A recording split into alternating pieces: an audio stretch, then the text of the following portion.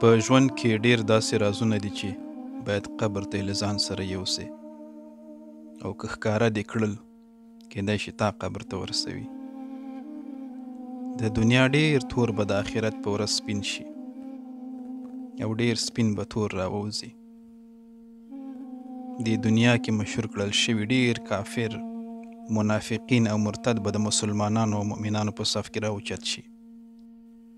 د دنیا ډیر بزرگان او اولیاء بلل شوي خلک به د منافقینو، کفار او مشرکینو په صفونو کې راښکاره شي.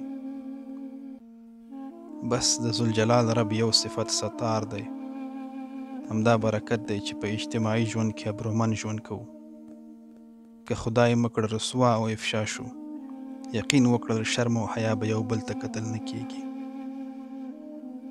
ډیر خلک به د خپلو خلو او فتواو له امله په جهنم کې پراته وي او مقابل لوری به یې برعکس په جنت کې. نو ګرانو ورونو او خویندو، نو تاسو ټولو یو وړوکی او عاجزانه خواهش لرم، هیڅکله داسې فکر مه کوئ چې د الله تعالی محکمه او قضاوت به هم زموږ په شان وي. د خپل ځان غم وخورئ، د بل چا په حق کې د جنت او دوزخ ټیکه مه اخلئ.